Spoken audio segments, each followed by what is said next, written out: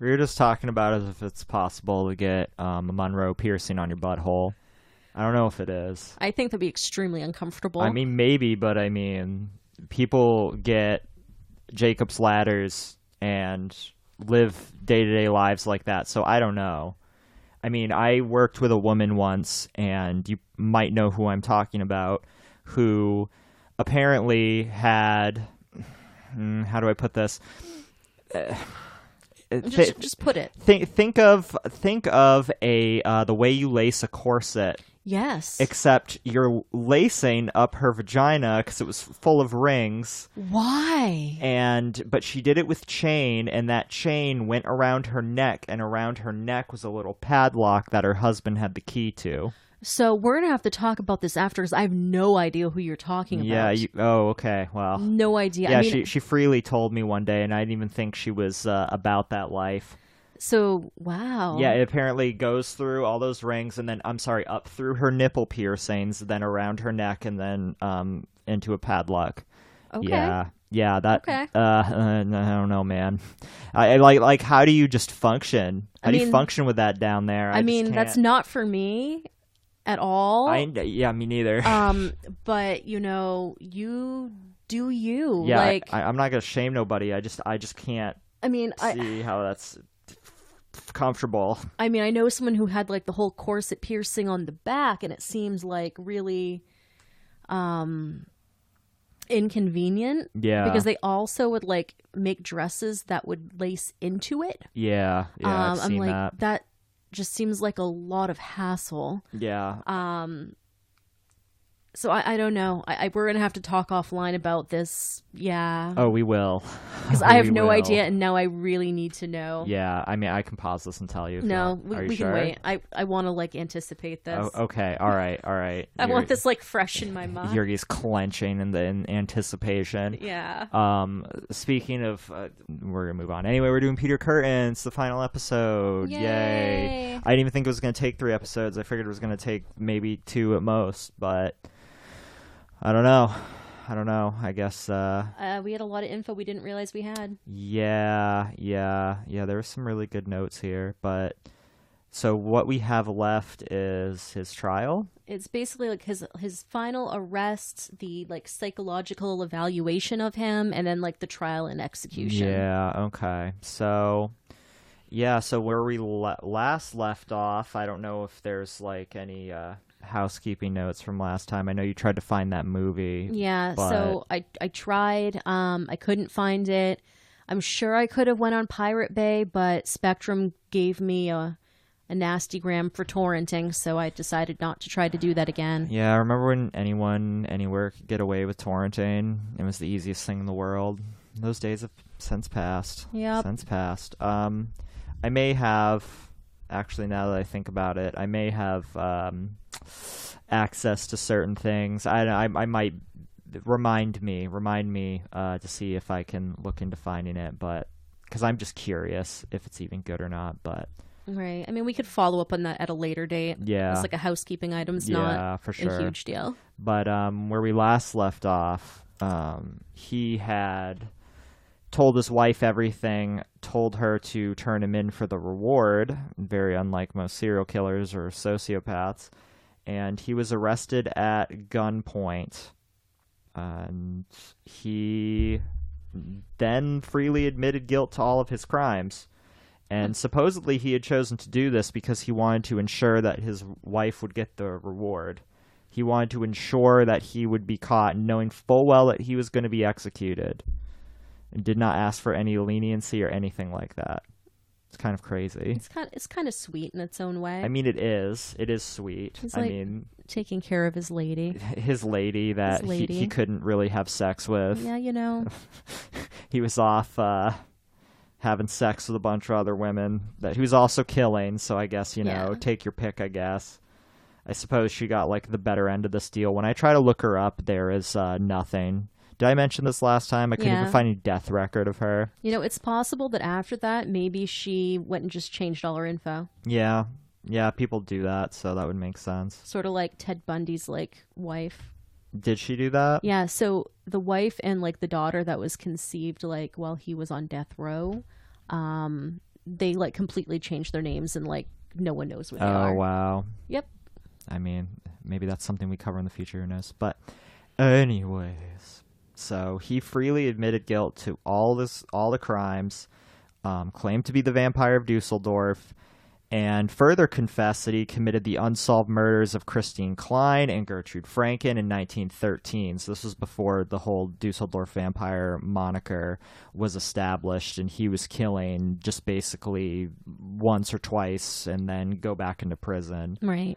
In total, Kürten admitted to 68 crimes, including 10 murders and 31 attempted murders, but he made no attempt to excuse his crimes. He just justified them upon the basis of what he saw as the injustices of what he endured throughout his life, like the torture when he was a kid and, abuse from his father. Killing dogs, all that sort of stuff, but... he was adamant he had not tortured any of his child victims. Yes, he did. Which is pretty clear that he did. He totally did. Yeah, I don't know if if we have it here, but I also recall reading at one point in time that he was adamantly trying to claim that he was not a pedophile, but he's definitely a pedophile, You can't just, yeah. He, semen fingered that one 9-year-old. Yeah, what the fuck is that? Like, you can kill kids and say you're not a pedophile, and I guess you could be right, but when you start doing that shit, you have no argument anymore. Right. Absolutely none. Ugh. Anyway, so he was adamant he didn't torture any of the child victims. He also admitted to both investigators and the multiple psychiatrists that interviewed him to determine his sanity that the sight of the victim's blood was, on many occasions, sufficient to bring him to orgasm, and that, on occasion, if he experienced ejaculation at the act of strangling a woman, he would immediately become apologetic to his victim, proclaiming, "That's what love is all about." Isn't it, though? I'm not really going to judge true love. You can't. You really can't. You can. It's his expression. It's different. It's different things to different people. And why should I stand in the way of true love? Right. Yeah. Seriously. I'm not a hater. I'm just not a hater. I want people to live their best lives. Every single one. He further claimed to have drunk the blood from the throat of one victim, from the temple of another. What is this with the temples? I mean, that's not even enjoyable. I haven't done it. How do you know it's not enjoyable? It's just an awkward spot. I mean, if you're, getting some sort of sexual gratification from this, sucking on someone's temple's not really very erotic. Have you seen anyone bleed from a deep artery cut in the temple? No. I mean, maybe it's sprays. I don't know. Maybe it's just the way the blood runs out. I don't know. But it's still a flat surface. You can just suction cup your lips on and get it straight from the spigot. I don't know. I mean, what makes the throat any better? It's just fetishized because of fucking Bram Stoker. I mean, you're not wrong, I guess. I mean, that's real. Really. I mean, if this is gonna happen to me, I don't want anyone sucking on my head. It's weird. Well, if you're dead, I mean, or unconscious, because it seemed like he, put their lights out before he starts drinking blood. So. Yeah, I guess it doesn't matter. I mean, if I'm dead, just roll me in a ditch. I don't care. I don't care. Everybody's all like, I want my funeral to look like this. And I'm just like, no, don't spend any money on me. I'm dead. I won't know. Or be able to experience any of it. So, yeah, none of that shit. All these people. I need a fucking GoFundMe and to give the funeral my family member would have wanted. It's like, well, your family member is 95 and riddled with dementia. I'm sure what they were telling you was not accurate at all. Anyways. Anywho. I don't really. I just burn me. I don't care. Or give me a sky burial. these like new like water cremations seem pretty cool. So what's a water cremation? So they put you in like this chamber and essentially boil you. Mm-hmm. And then all that's really left is like bones and stuff. And if you have like, metal or any sort of extra, it ends up there. But it's supposed to be like a more green option since, burning you isn't so great for the air. So what do they do with the bones? Then they can like throw you in the friggin' coffee grinder. Oh, what if my my family members or my next of kin want my bones? I'm sure you could get them. I mean, that'd be pretty cool. Like here's great uncle Drewby's bones, and they have like this glass case with my skeleton crudely reassembled. That would be pretty cool. Maybe they put some weird tuxedo and a top hat on me and give me a cane or something, or I don't know. That's rather goth of you. I mean, I think if I had to choose, not that I'd be able to experience this, but that'd be a good way to use my remains. So yeah, I'm gonna look into this water burial thing. I'm gonna make some kind of will forcing people to water boil me, and that they have to inherit my bones. Yeah, like apparently like a brown sludge happens after, and they just kind of flush that away. Mm-hmm. Like you're flushing a toilet or something. Yeah. But like let's just say you have like a fake hip or whatever, that obviously doesn't boil away, or like apparently like implants that don't boil away. I found some article on Facebook about it. It seemed pretty interesting. Like if you have breast implants, it just turns into like sludge or something. No, or they like I'll have to find it. like the silicone remains. So remember that post that I posted? It was several weeks back. You're like, "What the fuck is this?" And it was like talking about like dick implants and like fake titties and stuff. That's like what it was about. Like, because all that stuff remains when you do like a water cremation. Like they had a whole pile of all this shit that like they pulled out of people. Oh. After they did it, because it doesn't just like dissolve away or Who whatever. gets dick implants? It ruins your erectile tissue. People. I don't even think like isn't apparently it, dead people. It's so funny that it's 2019. We have revolutionized so many different implants, and ain't nobody's made proper dick implants yet. What is going on? What is going on? Oh my god! Like clearly in a field dominated by men, there's not like proper dick implants. What in the world? This is not the future I imagined. Anyways, so where were we? Dick implants. Dick implants and licking blood from hands. Yes, from hands. So one from the temple, one from the throat, and one from the hands. So let me take your temperature on this. So since you're cool with the throat, not so cool with the temple, how do you feel about them hands? I'm indifferent about the hands. You're indifferent. Maybe the wrist. The wrist. Oh my god. Oh god. See, we just romanticize certain places. I think you're right. It's just blood is blood, man. What if? But if this is what true love is all about, Drewby. I mean, the hands. The hands. I mean, the feet, maybe. Why? What's it? They're both things containing digits. Because on a limb. I'd rather have someone suck on my feet than my hands. Why?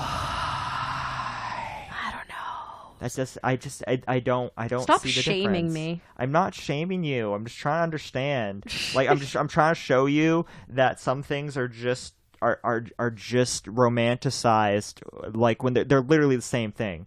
Hands and feet are the same thing. We both walk on them. You can both grip things with them. Like I can write with my feet. Like I just don't see the difference between that and hands. Why are you looking at me this way? You walk on your hands often? No, I don't. You like walk around like a little cat? No, like an orangutan. They walk on their hands, don't they? Sometimes. That's close enough to a person. Right. Anyways, so we're 2 for 3 with the blood drinking. Yes. In one of these instances, he had drunk so much blood from the neck wound he inflicted upon Maria Hahn that he vomited. So see, here is the problem with your whole, I drink the blood from the neck, it's so I see you just throw up. You just throw it up. You just throw it up. Okay, unless you're cool with like that, maybe you're into some vom play, which is fine. I'm not shaming anybody of that, but if no one's there to see it, Then why does it matter? Right. Well, unless you're just like one of those people that are just like, I love the feeling of throwing up. Like then I guess I understand. But if you're like any normal, rational individual that is just trying to get their blood fix, you want to actually keep it down. You don't want to like throw it up because then you just whack somebody for no reason. You're not wrong. I know. You're making so much sense right now. I make a lot of sense. He also admitted to having decapitated a swan in the spring of 1930 so he could drink the blood from the animal's neck, achieving ejaculation in the process. That's just rude. It is rude. I mean...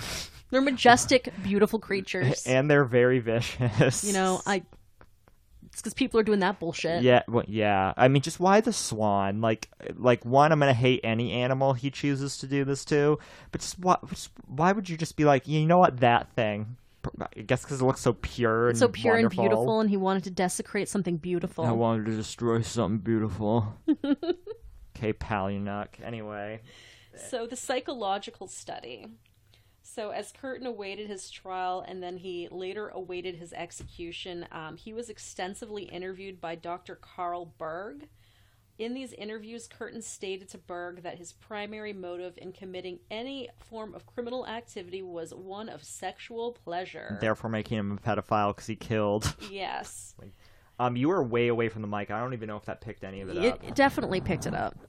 Well, that's not what it looked like on the screen. Whatever. I know. Whatever. I know you're right, but but still, like, I don't want this to be the one time. Right. So.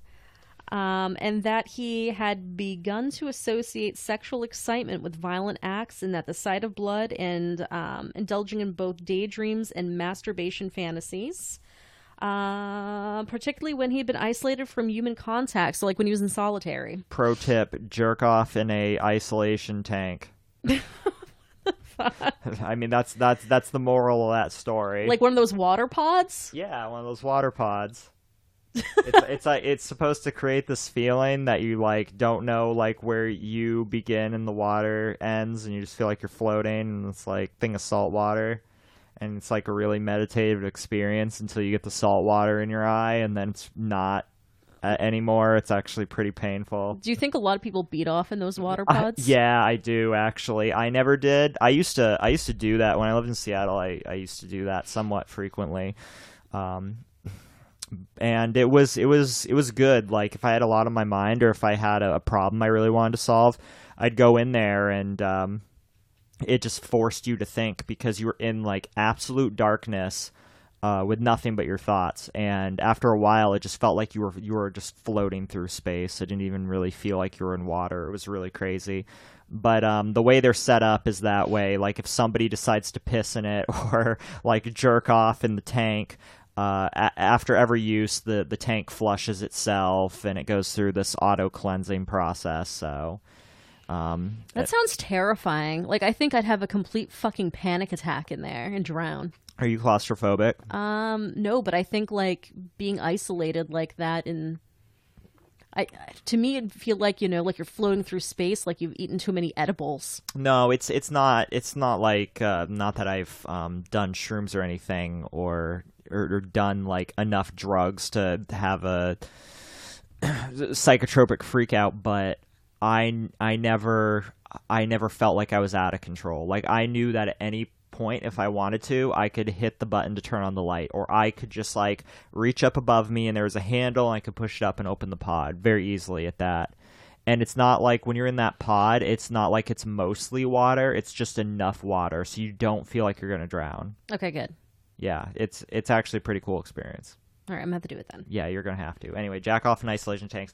Where were we? Oh my god, let me see here. It was about isolation. The majority of his assaults and murders had been committed when his wife had been working evenings, and the number of stab or bludgeoning wounds Kürten inflicted upon each victim had varied depending on the length of time it had taken him to achieve an orgasm. So what I would have asked him if I was the head psychiatrist there is, so how many whacks with the hammer did it usually take you, or how many stabs with the knife did it usually take you, and was it quicker with the knife or with the hammer or the scissors? Like what made you lose it faster, bro? Right.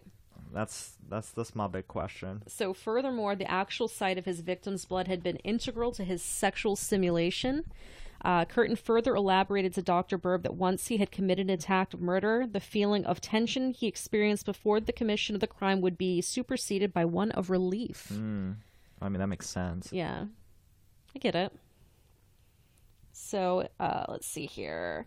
In reference to the actual choice of weapon used in his attacks, Kürten stressed that although he had changed his actual method of attack to deceive investigators into believing that they were seeking more than one perpetrator, the weapon he used was inconsequential in reference to his ultimate objective of seeing the victim's blood. So, I mean, that kind of answers your question right there. Yeah, I would say so.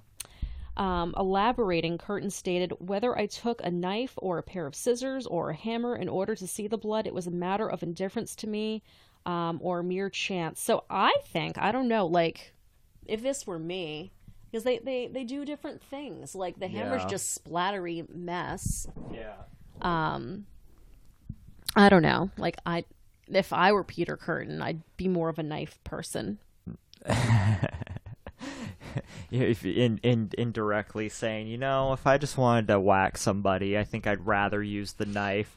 I mean, I don't know. You would think it would make more sense. I mean, you usually don't get a bunch of blood from bludgeoning murders unless you absolutely spend a lot of time caving their skull in or something. Right, and it seemed like the nature of the murders, because it was like a sexual thing, were more intimate. Yeah. And stabbing is more of an intimate thing than bludgeoning. Yeah, bludgeoning is more violent. Right. Like, what's the word I'm looking for? It's very barbaric. Right. And that doesn't really seem like our man here. I mean, this is gonna sound like kind of fucked up, but I think most people are gonna get it. Like a hammer attack just isn't sexual. Like a knife attack could be if you were like somebody that was like fucked up in that way. I think most people listening to this would understand that. I would hope so. But anyway. Anywho. Anyone got this far, they got through the fucking shit we just said earlier. But, yeah. So often after the hammer blows, the bleeding victim moved and struggled just as they did when they were being throttled. Throttled? Well, because he would strangle them a lot.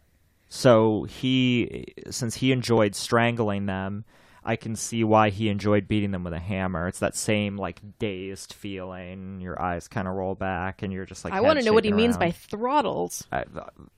When he strangles them, I'm pretty sure that's what he means. Okay. When he's strangling them, because he strangled, like, most of them, except for the ones that he just ran up upon and just started striking. Like, most of the women, especially, he would try to lure away and strangle them first, and then he'd stab them. Right. So Kürten further confided that although he had occasionally penetrated his female victims, he had only done so to feign the act of coitus as the motive of the crimes. Bullshit. He also confessed that many of his later strangulation victims had only survived the attacks because he had achieved an orgasm in the early throes of the assaults. So, like, does that mean... Because I know he just kind of let them go. Like, I remember in my previous research, he just seemed to let some of them go and not that they just got away. Right. It's because he's sloppy. I mean, does he just have, like, when he has post-nut clarity, is he just like, yeah, get out of here, I don't care? Yeah, I think so. Yeah, and just nobody reported him or just police or just inept, but, yep.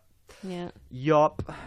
So, Kürten contradicted these claims by proclaiming to both Dr. Berg and legal examiners that his primary motive in all of his criminal activities was both strike back at an oppressive society for what he considered injustices of his being repeatedly incarcerated throughout his life, and as a form of revenge for the neglect and abuse he had endured as a child.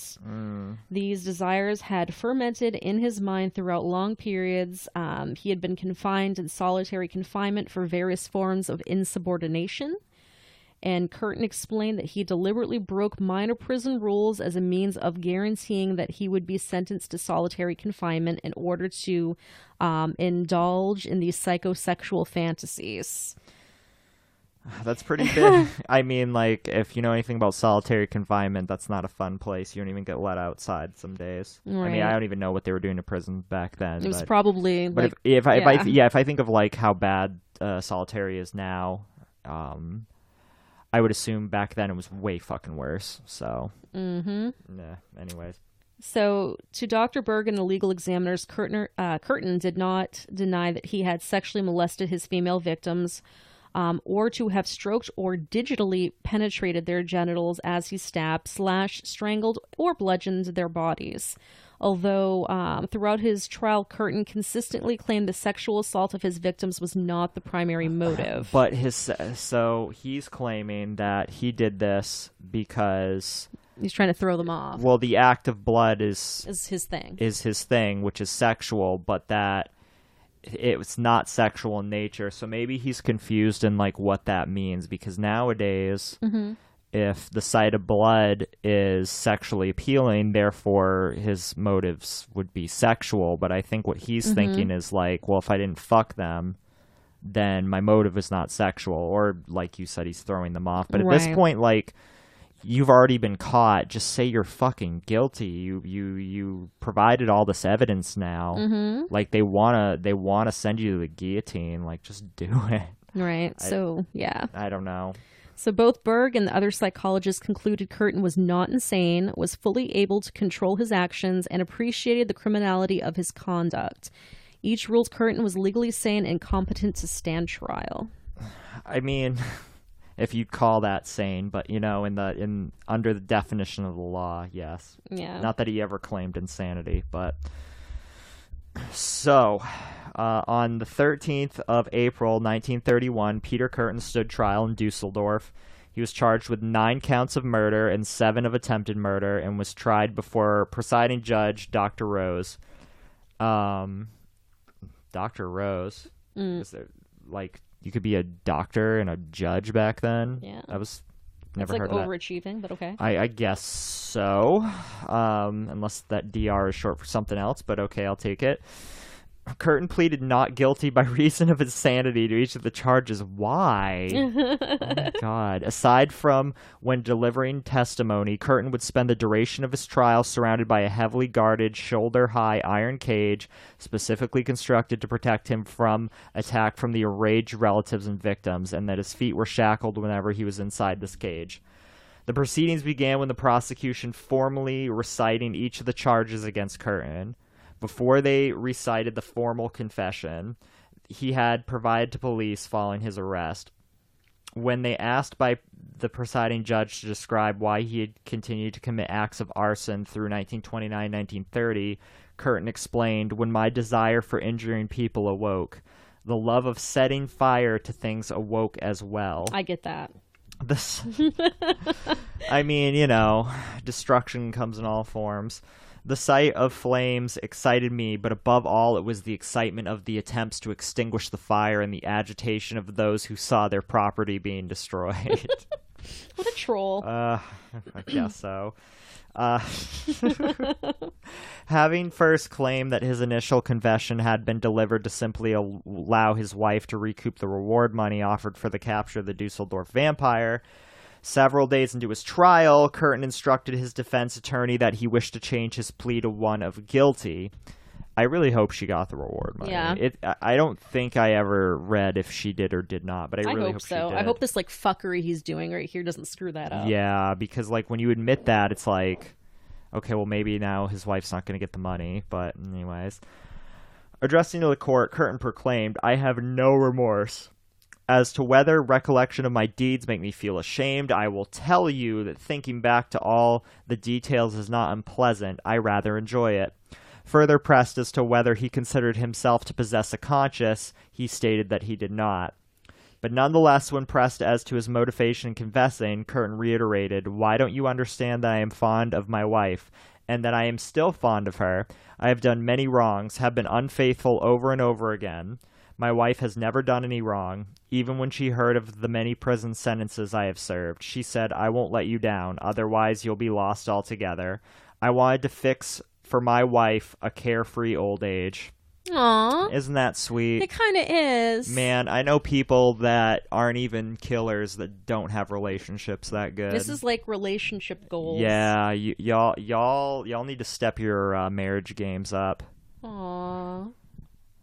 That's cute. So to counteract Kürten's insanity defense, the prosecution introduced 5 of the most eminent doctors, psychiatrists in Germany to testify at the trial. Each testified that Kürten was legally sane and had been perfectly in control of his actions and impulses at the time.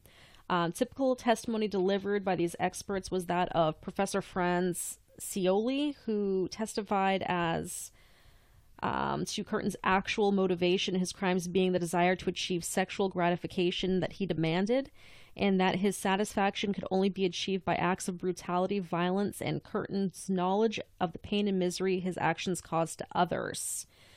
Dr. Karl Berg testified that Kürten's motive in committing murders and attempted murder was 90% sadism, 10% revenge relating to his perceived sense of injustice for both neglect and abuse he had endured both as a child and the discipline he endured while incarcerated. Moreover, Dr. Berg stated that despite Kürten's admission to having embraced in digitally penetrating the corpse of Maria Hahn and to have spontaneously ejaculated while holding the soil-covered coffin of Christine Klein, his conclusion was that Kürten was not a necrophiliac. That makes sense. Yeah.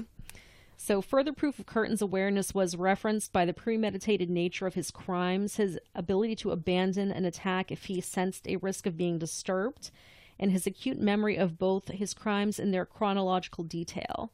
Also disclosed in the first week of the trial were the deaths of the two boys whom Kürten had confessed drowning at the age of 9, with the prosecution suggesting these deaths indicated Kürten had displayed a homicidal propensity dating much earlier than 1913.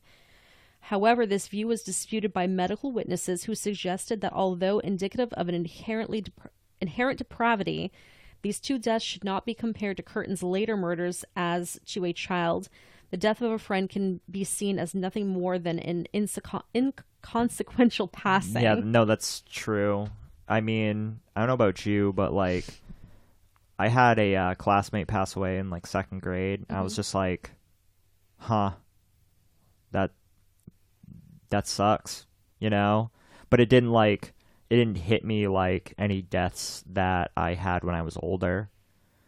And I consider this person a friend. I think when you're young, it's a little harder to understand. I don't know. It's like I didn't have really any, like, at that age. When I was in middle school, we had 3 die the same year. Unrelated? Yeah, unrelated. So one, like, died in a car crash, and I, like, knew her pretty well because we cheered together. Uh-huh. And then the next one, no, she was the last to go. The first one drowned in the river. Jesus. Yeah, drowned in the river.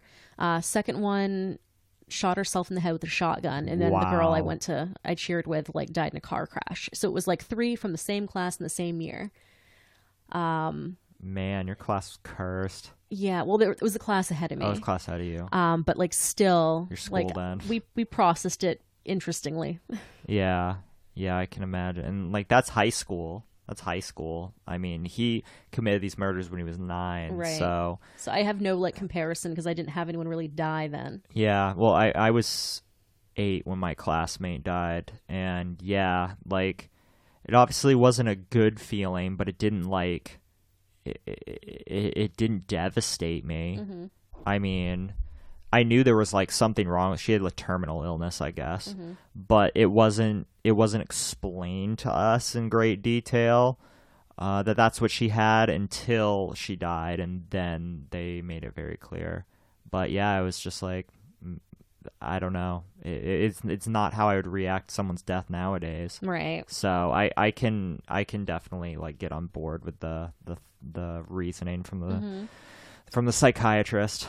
But yeah, upon cross-examination, Kürten's defense attorney, another doctor, maybe to be a lawyer or a judge in that time, you needed to get a doctorate. Yeah, or they gave you a doctorate. Mm-hmm. Like, if you have your JD, I guess they would call you doctor in Germany. That's my only guess, really. Yeah. Like, we wouldn't call anyone with their JD that here, but I guess that kind of makes sense. But anyway, his defense attorney challenged the expert's conclusions, arguing the sheer range of perversions his client had engaged in was tantamount to insanity, although each doctor and psychiatrist remained adamant as to Kürten being legally sane and responsible for his actions. In a further attempt to discredit the validity of many of the charges recited at the opening stages of the trial, Werner also questioned whether the occasional physical inaccuracies of the crime described in his client's confession equated to Kürten having fabricated at least some of the crimes, thus supporting his contention Kürten possessed a diseased mind. In response, one of the experts, Dr. Carl Berg, who is the leading psychiatrist, conceded that sections of Kürten's confession were false, but argued that the knowledge he possessed of the murder scenes and the wounds inflicted upon the victims left him in no doubt as to his guilt, and that the minor embellishments in his confessions could be attributed to Kürten's narcissistic personality. Absolutely. Yeah, absolutely true.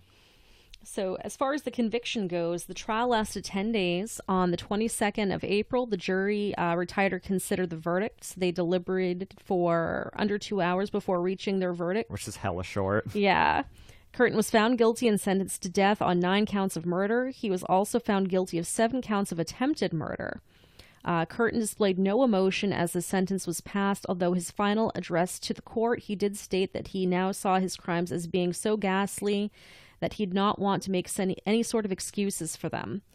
Kürten did not lodge an appeal of his conviction, although he did submit a petition for pardon for the Minister of Justice, who, let's see here, was known to be an opponent of capital punishment. The petition was formally rejected on the 1st of July. Kürten remains composed upon receipt of this news and asked for permission to see his confessor, to write letters of apology to the relatives of the victims, and a final farewell letter to his wife. All of these requests were granted. I would love to see a if anyone has, I doubt they exist, but if they have any, of his apology letters written to the victims, I would love to see one of those translated. Yeah, I'm sure they burned them all. I'm sure they were, but if there was even one surviving, God, I'd love to read that. Right. Or the letter to his wife. But yeah, anyway, since he's not, a very well-known serial killer, I don't think any of those things will ever see the light of day. So, execution. Do you want me to do this, or do you want to? We can go back and forth. I mean, it depends on whether you want to read the juicy bit or not. So, I'll take the first one. Okay. So, on the evening of July 1st, 1931, Kürten received his last meal. He ordered some Wiener Schnitzel, a bottle of white wine, and fried potatoes. Respectable. Classy man right there. Yeah. Love schnitzel. And I believe he got a bottle of Riesling. You do. I do. Kürten devoured the entire meal before requesting a second helping. Prison staff decided to grant his requests. I mean, why not? What do you think your last meal would be? Mine? Yeah. Oh my God, I have to think about that now. Because right now I'm really wanting some chicken schnitzel, maybe Jaeger schnitzel, because that's fucking delicious. Yeah. Some rotkohl, which is pickled red cabbage. Yeah, that's what I want right now, because I'm reading this and I really want German food right this second. I really would have to think about it, because then I have to ask myself okay, do I want to eat stuff I'm allergic to? Why not at this point? I mean, yeah, but then I'm getting I have to wait a day, and then I get dragged there just feeling all lousy. I kind of want to go out feeling strong. So if you were Drewby, if you knew you were gonna eat your last meal and then just go to the chair or whatever, yeah, would you just do whatever the fuck you wanted? Yeah, if I knew after I was done eating I would immediately go to the chair, then yeah, I would probably have whatever the fuck I wanted. So what do you want? Probably a mint chocolate milkshake of some sort, and I'd probably get a steak, probably a tomahawk steak, and I'd probably have some sweet potatoes loaded, and I'd probably have something Bavarian, a Bavarian cream cake or something. Yeah. Right on. Yeah, something like that. I would think that this is just me, because I've never thought about this before. So, but yeah, that off the top of my head, that's what comes to mind. I'd probably have to think about it more, but Yeah. I want this right now. Yeah, absolutely. Absolutely. Okay, so yes, I just been thinking about food too. Jesus Christ, I'm in my fasting window. I can't do this. Okay, all right. So, 6 o'clock in the morning of July 2nd, Peter Kürten was beheaded by guillotine guillotine. I'm sorry, in the grounds of Klingelputz prison in Köln. Good job. Meh. He walked unassisted to the guillotine, flanked by the prison psychiatrist and a priest. You can take it. Are you sure? You can take it. I mean, you can read this in your magical Yergy voice if you want to. Okay. Okay. So shortly before his head was placed on the guillotine, Kürten turned to the psychiatrist and asked the question: Tell me, after my head is chopped off, will I still be able to hear, at least for a moment, the sound of my own blood gushing from the stump of my neck? That would be the pleasure to end all pleasure. This is where, like, when I read the brief synopsis on him, when I was researching my capstone, I found that book of the Encyclopedia of Serial Killers in the library, and I was looking through, trying to figure out with a friend, because he was going to do his too, and I was trying to figure out what I wanted, and I saw, like, in the synopsis of him that he had said that, and I was like, I want that guy. I want this guy. And I looked into him more, and I was not disappointed. So when he was asked whether he had any last words, he simply smiled and replied no. So this was not said, but I don't know if it's been proven either. But apparently the myth is that when he was beheaded, the decapitated head had a smile on its face. I hope that's true. I hope it's true as well. I hope it is true as well. I remember reading that in the book, but I don't... Something like that I feel like could easily be fabricated, and just given the way the human body works, I feel like that'd be a hard thing to have stick, but it is possible. So I hope it's true. I hope he, like, ejaculated. You know, that's what I really wish they checked. You know, because I would like to think that he did. I think he did. Yeah. I think he definitely did. So after his 1931 execution, his head was dissected and mummified. The brain was removed and subjected to forensic analysis in an attempt to explain his personality and behavior. The examinations of Kürten's brain revealed no abnormalities at all. And the autopsy conducted that, aside from having an enlarged thymus gland, he had not been suffering any physical abnormality. I don't know or remember much of what the thymus gland dictates in the brain. Maybe you can look that up real quick. It's what its job in the brain is. But if like certain areas of enlarge. Wait, well, is the thymus? I'm pretty sure the thymus is in the brain. No, let's see here. The thymus gland located behind your sternum, between your lungs. Okay. And it's only active until puberty. After puberty, the thymus starts to slowly shrink and be replaced by fats. Okay, never mind. I am talking out of my ass. I was confusing it for a part in the brain. I was probably confusing it for the thalamus. I think that's part of the brain. Anyways. The interviews Kürten granted to Dr. Carl Berg in 1930 and 1931 proved to be the first psychological study conducted upon a sexual serial killer. These interviews are also formed for the basis of Berg's book, The Sadist. And shortly after World War II, Kürten's head was transported to the United States. I don't know why the reason for this. It is currently on display at Ripley's Believe It or Not Museum in Wisconsin Dells, Wisconsin. And I wish I knew that, because I've been to Wisconsin. Right. And when I was there, I saw there was a string of murders there. Black River. Oh, I gotta look this up, but there's some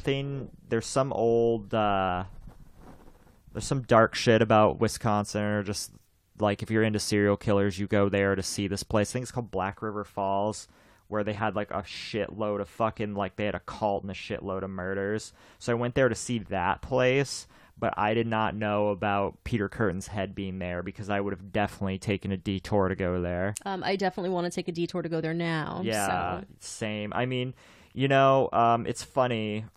I always thought that, Wisconsin was just going to be, yeah, it is Black River Falls.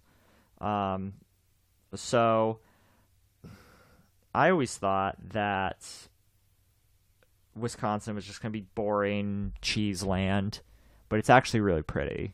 I imagine their winters really suck. I do have a friend there, and he tells me their winters really suck, but if you're visiting, it's actually really beautiful there. I didn't expect it to like it as much as I did, so I'd go back, and I'm going to have to because... Now you need to see Peter Kürten's head. Yeah, seeing his head is definitely on the bucket list.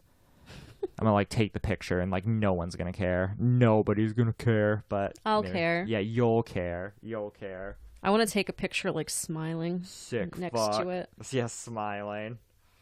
I'm trying... Like, take one of those boomerangs making, like, a jack-off motion. I don't know.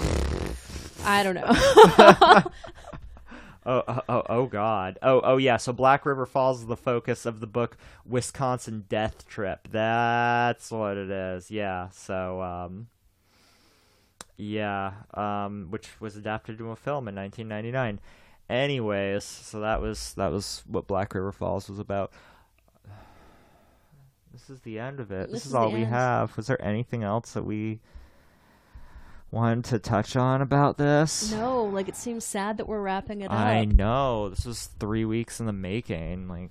This it was supposed to be just an episode that we did with Stories from the Shed that was supposed to be like a one-shot thing, and we've got like 3 hours into this. Should we keep doing true crime? Yeah. I think we have to. I mean, now that the shed's gone, it's just like I don't feel like I need to I'm not stepping on any toes anymore. Right. And this has been an interest. I mean, I was that weird kid into serial killers and spree killers in high school, so yeah, why too. not? Yeah. You're gonna shoot up the school, you creepy fuck. Yeah, okay. That was me freshman year. Yep, that was me like every year. Mm-hmm. That kid's gonna bring a gun to school. Thank God. And yet there were kids actually carrying, and I wasn't one of them. But anyways, before we get off on a tangent, anything else we want to plug? We might be changing podcast hosts, so if that's the case, we will update you on that. But I'm kind of hoping that we do. Yeah. But anyway, anything else? No. All right. Bye. Bye.